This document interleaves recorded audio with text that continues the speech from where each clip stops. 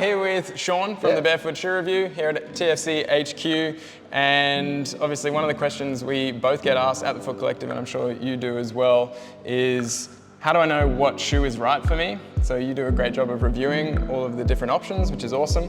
How do I know which shoe is right, and how do I transition safely, and where do I try it on? And that's a big thing that we're trying to address here with our foot health consults and with our classes as well.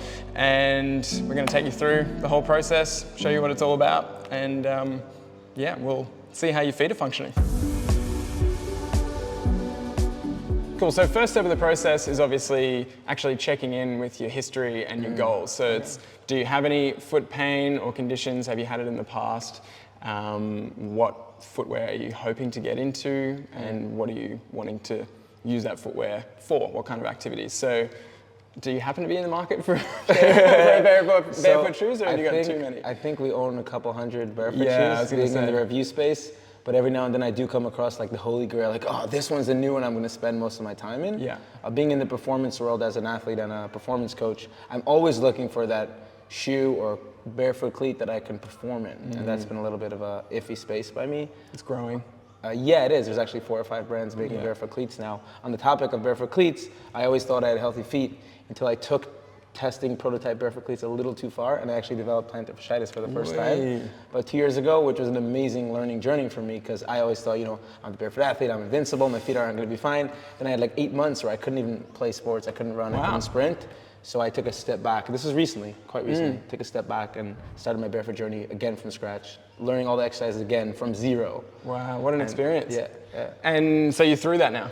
So yeah, I'm through that. It was about like 8 to a year and a half months of rehab, and it was the most powerful learning experience of my life. Because I was like, oh, my feet don't get injured, I train barefoot, and I had that. And then I, again, recently took a new barefoot cleat testing, which is a there's a lot of ground reaction force in the ground, and even the strongest feet may not be developed for that. So I started getting like very sharp Achilles pain. I think it was posterior tib impingement, or some sort of ankle-related impingement. So that was happening. But then again, I'm always on top of my foot rehab, so I'm in a good space now.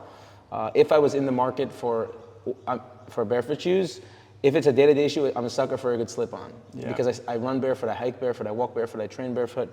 So it has to be something that's like barely a shoe, quick slip-on type of shoe. And if I'm not wearing a slip-on shoe, I'm wearing like a minimalist sandal or something. Yeah. Like the less, the better, usually. Yeah. And so what can I hit you with your favorite? What's your daily driver at the moment?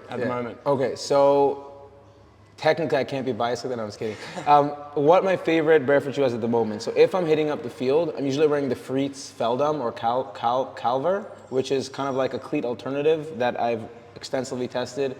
It has good thickness, it has like 4mm lugs, which are really good for traction. So I can play ultimate frisbee in it, I can play flag football in it. Obviously, I am playing at a high level, but I'm not playing, professional athlete. If I'm a professional athlete, I might mess around more with cleat prototypes.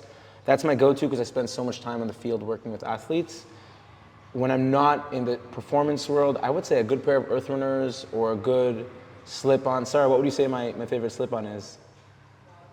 Maybe Wildings, maybe Field Grounds. I just tried out Leguano yesterday. Anything that's like a good knit slip-on, I'm a sucker for. Yeah, that's usually you got too many options. I do have too many options, but I tend to stick. Like I've thought a lot about writing around it, like my top 10 favorite barefoot shoes of all time that I wear the most. And it's like a good slip-on that promotes foot function, that I'm not slipping around in too much, that I'm not too stiff, not too flexible, just like the just right moment. Are you guys Harry Potter fans? Yeah. Okay, so whenever I describe a barefoot shoe for someone, let's say at my events, they're trying on shoes, and they're like, I don't know, it's a little bit small, it's a little bit big.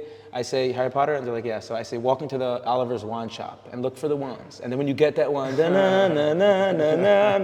has to be the shoe. You have to be like, oh my God, this is amazing. The shoe chooses the human. The shoe chooses the shoe chooses the foot.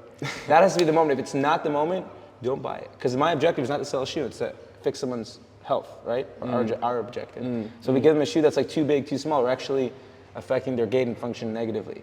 So for me, it's like the shoe chooses You'll know when it's right. Yeah, I love that. Yeah, and obviously a lot of it comes down to how people's feet are functioning, and your feet can obviously tolerate barefoot shoes now, especially after going through that rehab process again. And we'll see how they're shaping up. We'll see what we can find, if we can find anything. I hope so, and, me too. We'll have a stand up. So first of all, we just want to look at how your toes move. So if you go all the way up, yeah, we were just doing this before in the class, doing a toe piano. Toe lifts, good. And what I'm looking for is how far you can splay your toes. So rock one of those toe pianos. Nice, so you got good active toe splay. That's a big thing that I look for that a lot of people are missing. And then I'm also looking at how your arch shape is changing as you lift your toes and place them back down. That tells me that the plantar fascia is working the way it should and that you've got mobility into supination. Cool, we'll plant all the toes. Keep this planted and this planted. So big toe and little toe, and then you're just gonna rotate your hips side to side. Good, and towards the other side.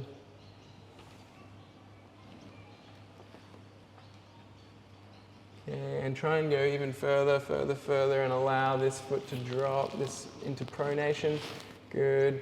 So again, I'm looking for how well you go in and out of pronation and supination. So as your hips rotate that way, obviously this foot's coming into supination, that one's coming into pronation. Looks like you have a bit of a harder time pronating than supinating, but I'm still seeing a change in shape there, which is the most important thing. Now we'll come into one leg stance, single leg stance. Good, and I want you to try and plant that big toe and then just reduce as much as possible how much your foot's shaking. So this is about the control of pronation, which is important. A lot of people are told that they overpronate, but really there's not actually a technical definition of what overpronation even is. And so as long as you can get into pronation, get out of pronation and control it, that's a really important part of foot function. Other side, and this nice wide toe splay obviously helps a lot with this. Definitely have an easier time. My right foot, probably some history. Before I got into the barefoot space, repetitive ankle sprains in the left foot. Still many years later, despite years of foot training, the right foot is going to have, slightly higher, slightly more developed arch. Yeah. And I've seen it upstream as well, slightly more developed calves, slightly better stability. Yeah. Even after years of messing around with who knows what. Yeah, I'm the same. Multiple ankle injuries on the right, and there's still a bit of a deficit there. And yeah, this nice toe splay. Often we see people with like more scrunched toes and more of this sort of hallux valgus or even bunion type of presentation. You can see by me scrunching the toes, obviously you get more of that pronation, you have less of that control. So that's a big reason why we want that toe splay, obviously for the foot to be able to do it and for the shoe to allow it. Cool, all right, let's go back to the other side. We're gonna move into more of a balance assessment now. So we'll get you to raise this right leg, because I know you're good at, right leg into the air. Good, and then looking straight ahead. And then slowly turn your head to the left to look all the way to the left, all the way to the right, and then up towards the ceiling. Nice and steady. And Sean's an athlete, so you've got great body awareness, you've got good adaptability with your visual and vestibular system. We'll change to the right side. Most people find that once you start getting them to look around while they're balancing, then interesting. They lose their balance. That's so fascinating. They're taught to, whenever they're balancing, they're taught to look at one spot. Right. But that doesn't apply very well to sport or life, really. You want to be adaptable to movement. Perhaps that's a bigger issue with like the conventional training, is that it's all like sagittal. It's just, I told you, I was in the gym this morning with Sarah. It's like everyone in the gym is just doing the same movement in a quarter range, maybe seated, with no and I was like, let's say you take this guy, put him on a rugby field.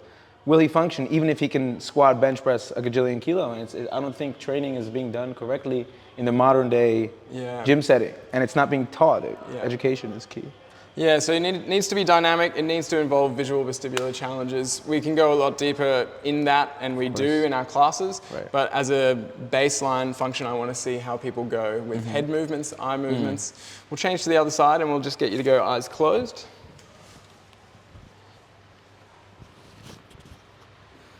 And this is Another one that most people struggle with, you can see this is giving you the most issues, which it does for everyone, because our eyes form a big part of our balance system. Our visual system is a major subsystem for balance, and as soon as you take that away, somatosensory system, as in everything through the foot and the ankle, and your vestibular system have to work harder.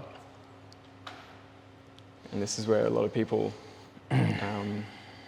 start to realize that maybe they can improve their balance. But that's a very impressive performance straight off the bat. I know we pre-fatigued you with the class as well. Yeah, it's fine. We'll go to the right side.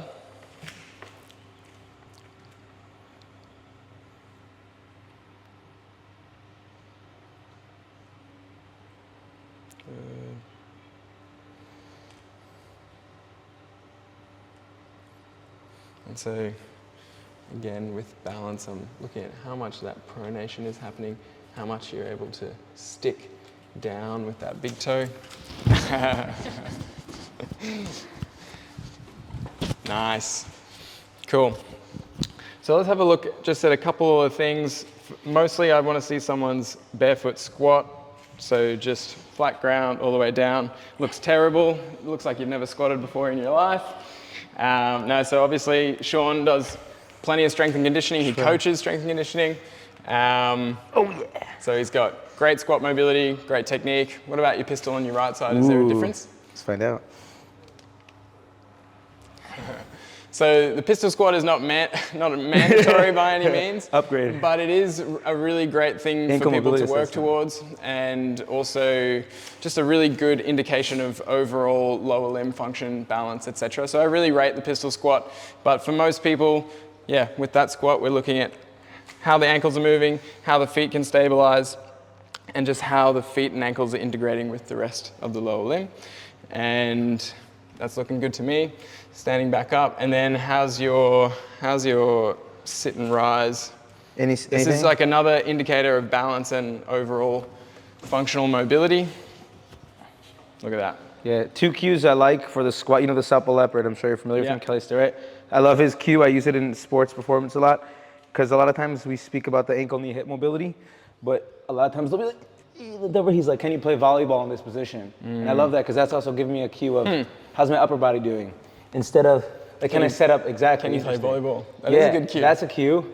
And for the pistol, I did it like as a joke, but while I may not need, I might not need a 120 kilo, rugby guy to do a pistol, it might be too difficult for him, but it says a lot about his ankle mobility, because a full pistol is really telling me what my ankle can do. Yeah. So if I can get into like a 3/4 pistol, even if it's too hard for him bodyweight wise, and it's like a good assessment I'll use for a high level sport. Yeah, pistol squat I think is something that everyone should be working towards, even if they're not actually going to get the full pistol. She's the queen of pistols. Even just gradually building up that single leg squat ability, because if you think about it, when we walk or run especially, or do anything on sports, then a lot of it is this single leg stability, the ability to absorb load efficiently, and obviously produce force. Yeah. So look, overall, obviously there's always things that we can improve on, but in terms of your foot, this is no surprise, your feet and balance seem like they would be ready for any kind of barefoot shoes that you want. We've got a few range of styles here. We have Ultra as like our transition style shoe. Obviously, these are the more minimal versions of Ultra. Some cushioning, there's still neutral drop, zero drop.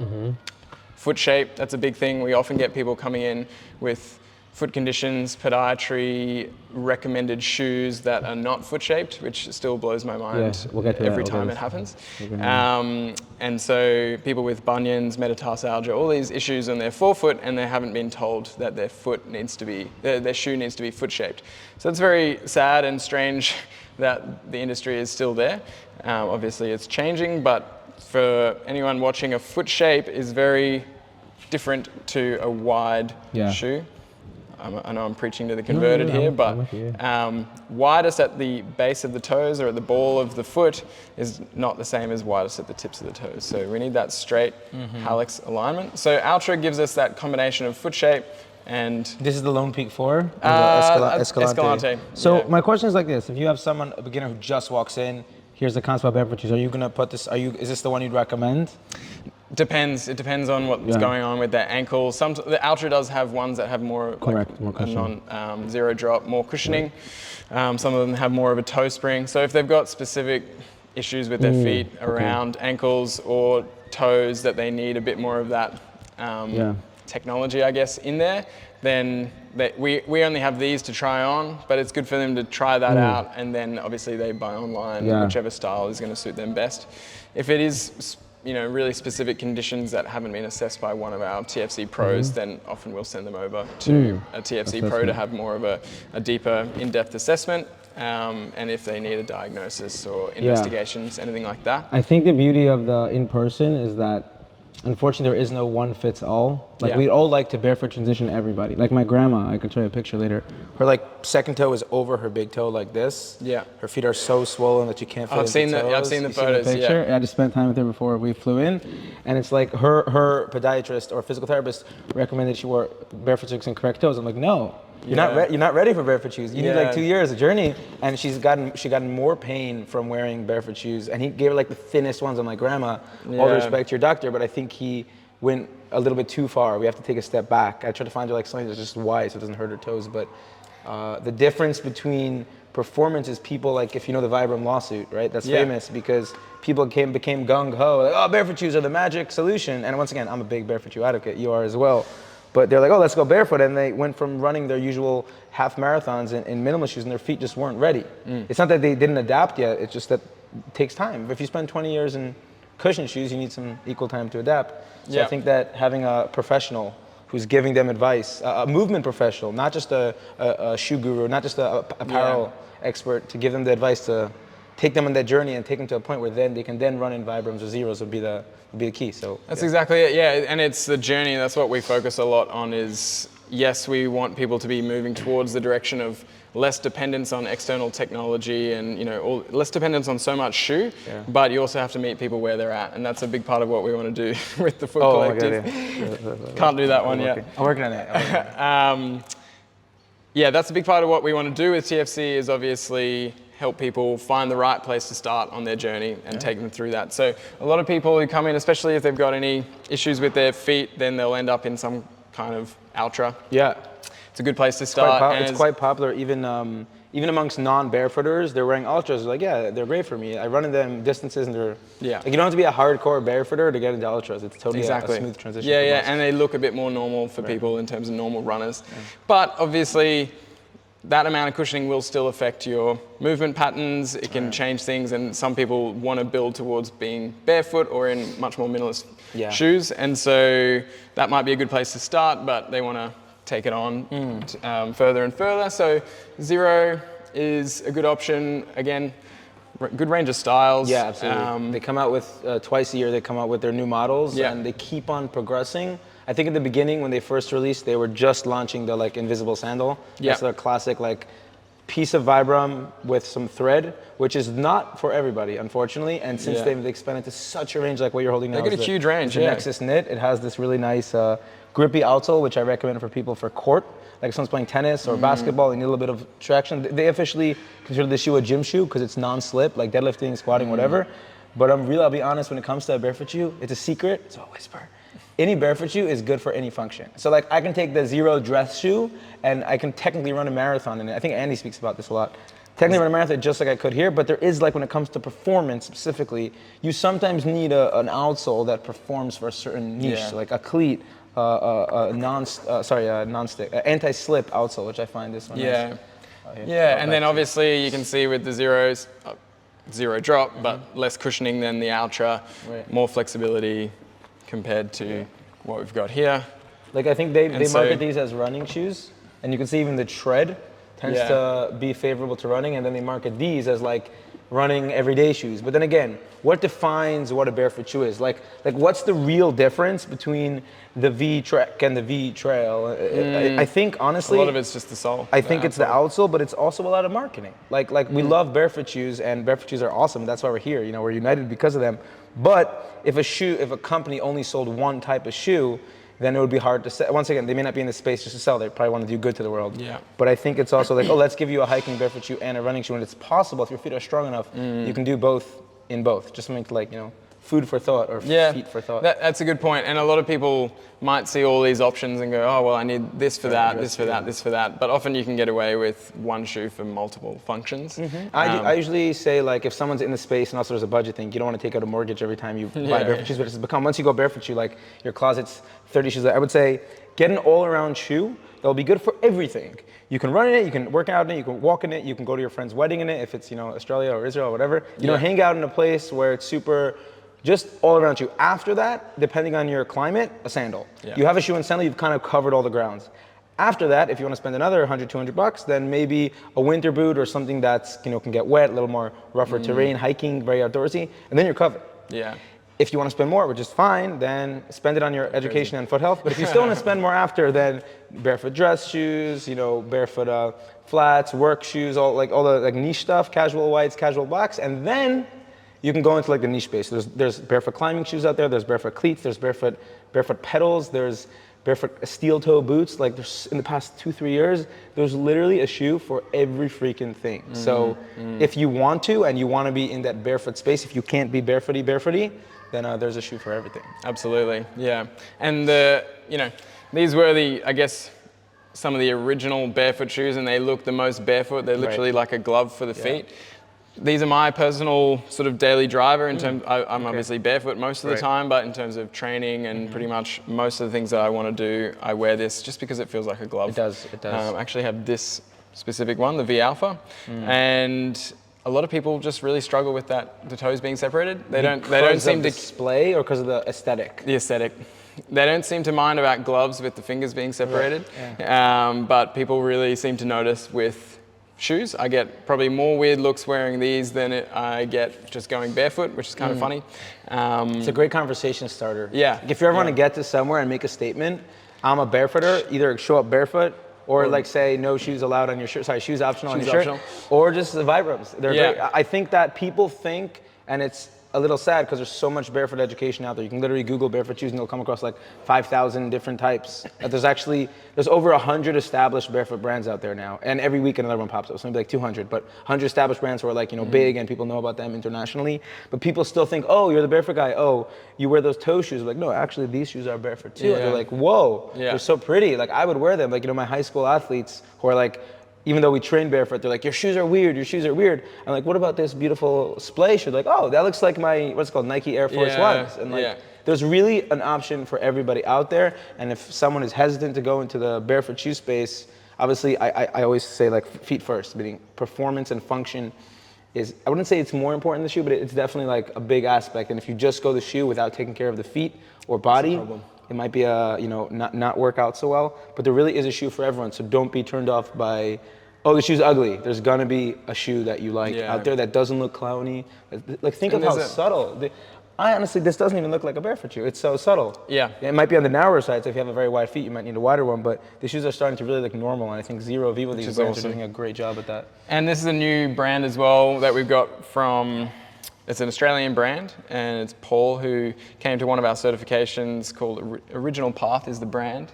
And it's starting to look more like just a normal casual shoe. And the good thing is as well, this brand, and there's a few others popping up that have a really affordable price point for people. It's there's a really good range of not only styles and sort of functions, but also budgets these days. A lot of the pushback people have with barefoot shoes is, oh, they're so expensive.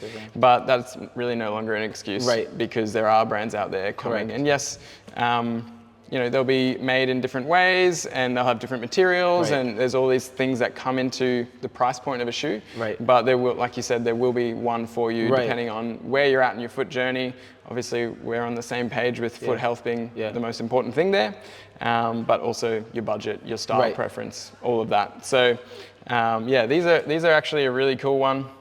They, like I said, they look just more like a casual sneaker. Still got really good flexibility in both directions, and good width. Again, if you're someone with a really wide toe splay, like myself, then the width might be starting to be an issue, but there's a lot of people who don't have toe splay like us who can fit those perfectly. So we do get asked a lot about affordability, and one of the things we noted, especially after meeting with a lot of the brands and seeing their workshops behind the self-style earth runners, a lot of times people making barefoot shoe brands are like sustainable, regenerative based companies. So while people say, oh, the shoe is less material, first of all, that's not true. There's no difference in material in this shoe than other shoe, other than a little more cushion, which is not really costing the company that much. So that's one about material.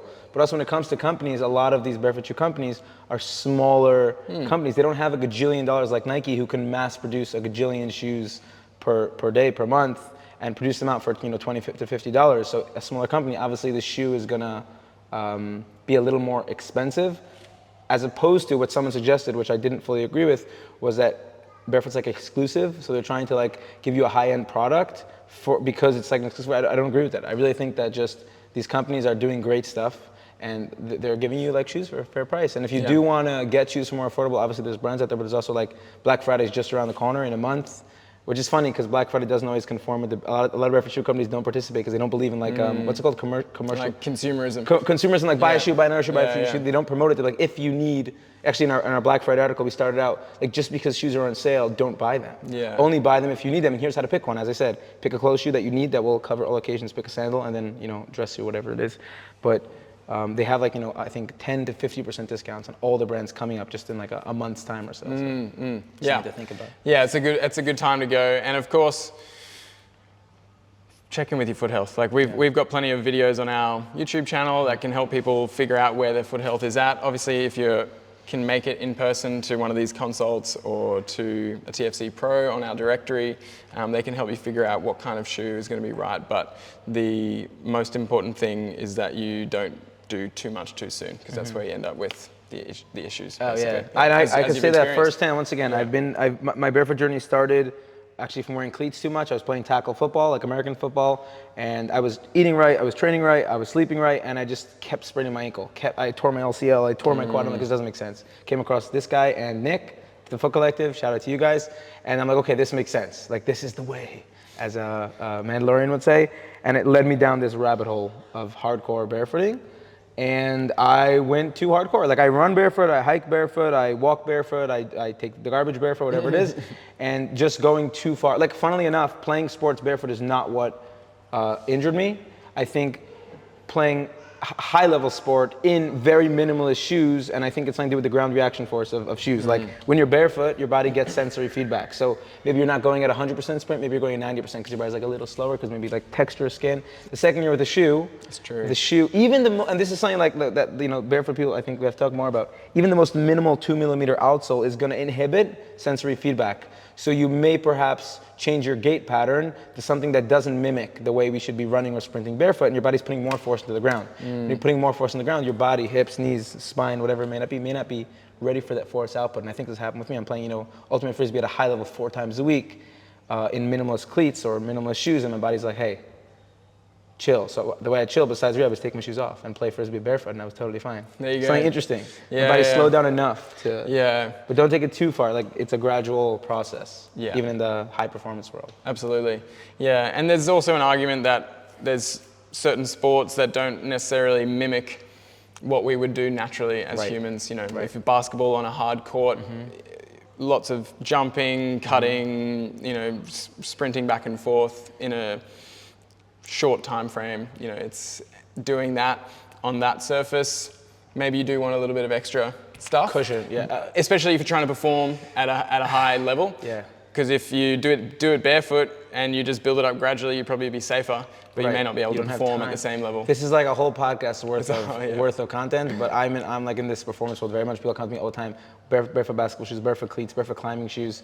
And it's like, most people don't have strong enough feet, but also body to deal with the rigors of high-level sport. And if you say to them, oh, no worries, just take up your sport for 5 years and come back. They're like, no, this is my lifestyle, this is my livelihood. Professional athletes can't inherently afford to do a long transition. And this also applies to marathon runners. If they have a marathon in 2-3 months, perhaps transitioning them now to a thin shoe is not the right idea. Maybe an ultra. Like, I actually have transitioned some runners to shoes, and they're like, oh, I went and ran my 20 kilometers. Like, no, I built you a running chart for a reason. You have to kind of reset. And they're like, yeah, my marathon's in 3 months. I'm like, all right, so maybe ultras, maybe switch to keep your maximalist shoes for now and then run barefoot on grass some of your runs, like finding kind of a medium to help progress them so they can still medal in the race or still beat their time. It's a very iffy setting, gray area for performance athletes. It's quite challenging actually. Yeah. Because the average Joe or Joey or Johan, thank you, they're just kind of walking in their shoe. It's fine, but the second you get to the performance world, it's a lot of gray area. So athletes out there, like, you know, do it right with the right guidance to make sure that you're transitioning and not harming yourself. Yeah, and often people can be fine just competing or performing in their performance shoe, and then the rest of the time they're in their training barefoot or in their more natural footwear for the rest of the time in their daily driver. And you know, it's that balance. So it's really not all or nothing. Yeah. So that's how we do it. So we work with the national flag football team, and we're working with like hundreds of athletes all the way from ages of 13 years old all the way up to 20 years old, 30 years old, and many of them have converted to barefoot shoes in their day-to-day life. But unfortunately, as we play, we're all playing in cleats, conventional cleats. So we do all the warm-ups barefoot, even in like high-level tournaments. So we're going to Finland. We just competed in the World Championships, which is the highest level of sport in flag football. We're all warming up barefoot. And all the other coaches are like, who's that weirdo, warming up barefoot with them? And they're all feeling great. They're warming up barefoot, and they only put their cleats on the second it gets to game time. Another aspect of that is important is the sports-specific training principle. If I only ever train barefoot in them and I put on cleats for the first time in a game, they're not going to be used to cleats. Like if you've ever put a cleat on recently, you're probably like, I did it once for real. It feels weird. So you still, as hard as it is to say as a performance coach and someone in the shoe space, you don't want to completely neglect the shoe that they're going to perform in. Let them wear their cleats and then take them off as much as possible. So we got pre-cleat ritual, which is like the warm-up, a bunch of pogo hop, single leg work, balance work, beam if we have conventional mobility, dynamic mobility, and then a little bit like barefoot sprints, and then we'll put our cleats on and continue the warm-up. Like progress into it, and then the second the game's over, cool down is not just some stretching, it's actually take our feet off, convert our feet back to much better, get on the ground if we could, in earth, on a grass field, and they're all like, whoa, my feet don't hurt for the first time. And most athletes' feet kill them if they don't have bunions all the time. So that's kind of like a pre-cleat, treat your cleat like a piece of equipment. Like a helmet, you're not gonna walk around with your helmet the rest of the day, take it off. You got a pre-cleat and a post-cleat routine. Yeah, absolutely. Yeah, love that. Yeah, and that's something people can take to sports performance, or if it's for your job, you have to wear boots, whatever. Like acknowledge that there are certain types and styles of footwear that are for a certain purpose, and if they don't support your foot function, then you can have rituals or routines that you do pre and post that to support your foot health. Yeah. We actually do whenever we do a long trek, like 5 days of hiking, so we bring a bunch of lacrosse balls or TFC cork balls in our bag, and then we finish the hike. Like we're talking like 30, 40 kilometers a day. Take your shoes off, space your toes, massage your foot a bit. It's just people don't realize the effect that clunky hiking shoes can have on your feet, and maybe that 1 minute or 2 minutes of love to your feet can actually affect your performance a lot for the good. Yeah, and obviously another big part of sports performance is balance, coordination, etc. And we do a lot of that. Obviously, you tried out the soulmates. You've had a soulmate before. Sounds like you need a new one, but you've tried them out today. So we also want to see how your feet how your feet work and how your balance system works on a surface that isn't flat ground. Obviously, the soulmate is domed. This kind of simulates roots, rocks, logs, stuff that we would find in nature. And we find a lot of people have issues, even if they're okay on the ground, they get on a dome surface like this, and then suddenly their balance system isn't so crash hot. Real world balance. Yeah, real world balance. And sometimes people's feet will be sensitive on that, and that's something that we really want to help people do, is develop tougher feet, more resilient feet that can handle the demands of nature.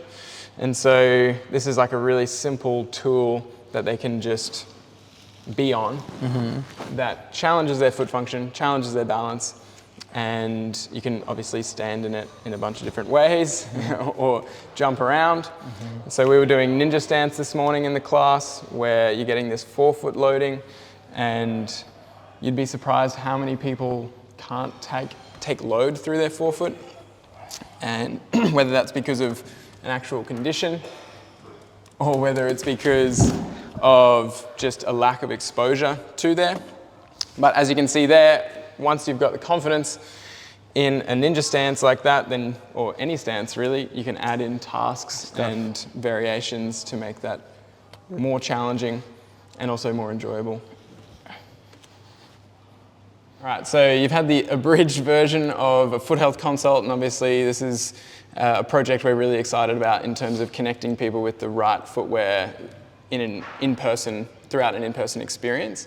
But obviously, you're mostly online, people buy a lot online. What would be your top recommendations as someone who gets a lot of shoes online for people to have a good experience, or as best experience as possible buying barefoot shoes or natural footwear online? So if you can, always visit an in-person retailer such as TFC here. And also the advantage of TFC is that they have movement professionals and health professionals who are not just evaluating what color shoe you want, but a shoe that is good for your performance and also helping you with any mobility or gait or balance issues you may have along the way. If you can't get that in-person consultation, then order online and always print out the sizing chart. Never go according to let's say a brand says a size 42 is 26.8 centimeters. Every single brand has a different sizing chart, and that has to do with the way they make their lasts. And sometimes, to make it more complicated, brands will change their sizing chart, or they'll be like, this shoe that was just released is a different sizing chart, for example. So one company, I can be an 8 in them, a 9 in their shoe that was released last year, and a 10.5 in their shoe that was released now. So print out their sizing chart, scale it to 100%. It's a setting on the printer to make sure that you're actually printing a true size 42, and then you're simply going to place your foot on the sizing chart. Sometimes the sizing chart will have built-in sizes. This is a 41, this is a 42, this is a 43. Sometimes it will just say measure your foot on this piece of paper and then sync in with the sizing chart online. And sometimes you can print out a different foot circle for different sizes. So always do that, especially if you're dealing with any sort of international ordering. Then you're gonna have to pay customs and returns, and it's really fun. Another thing you can do if you're not sure is, companies are very nice. You can always email them and be like, hey Jim, or hey whatever, Earthrunners, can you help me with this? And you could send in your foot picture to them. This is actually something we do in Israel as well, where people consult with us dozens of times a day. They send us a picture over WhatsApp of their foot on a paper. Hey, does this look good? I'm like, no, you need a little bit more size. And that will probably eliminate 90 to 100% of your shipping, internet, all these customs problems. But I'm gonna go back to stage one for a second. If you could, in-person is the best. So find your local retailer. You're not just helping support a local business, but you're actually getting the best advice possible. Love it. Yeah. And I'll add one more thing. Everyone's gonna have different shoes that kind of fit their foot better. So as I said, back to this is like the one-liner, the shoe chooses the foot. Yeah. Just because Jim here loves zeros doesn't mean that zeros are a good match for me. For example, I personally love zeros. So everyone's gonna find that shoe, and once you find that brand that you like, stick with it. That might be your brand. It might be good for you. Maybe your second toe is longer and you need a little bit more boxy foot shape. Maybe you're a high volume foot, you need a little bit more of a high volume shoe. So once you find a shoe that feels really good and your feet aren't hurting in it, that's the shoe for you. And then if another one chooses you down the track, then you follow that. Yeah. And then 10 years later, you have a barefoot shoe collection of 50 shoes. And then you start selling them secondhand and pass them on, and you know what it is. Yeah, awesome. Yeah. Well, mate, that was fun. Yeah, thanks for coming in. I appreciate your time. And you know, I feel like there's a lot I could learn from you about shoes. But for people who are interested to learn from you about, you know, footwear and all of your reviews and so on, where do they find you? So you can find me on the Barefoot Shoe Review on Instagram. You can also find me on my website, thebarefootshoereview.com. It's where we review shoes, roundups, you know, a lot of stuff also in the performance world, you know, barefoot cleats, barefoot basketball shoes, barefoot steel toe, barefoot climbing shoes. We also have our podcast there. It's called the Cold Feet Podcast. It started out by interviewing people in an ice bath. I believe Jim was on the podcast. We kind of moved away a little bit from the ice bath part because not everyone was keen on that. You can also find us in the Barefoot Athlete, which is more of our performance-based page of the work we do with athletes, but it's kind of at this point just one giant performance and barefoot shoes, one package deal. Yeah, awesome, man. Yeah, you put out really good stuff, and the stuff you're doing with all your athletes is really inspiring. So keep it up, and hopefully we'll visit you out there sometime. Oh, we're looking forward. We can't wait to have you. We'll do the exact opposite. You'll hear. Awesome. Cool. High five.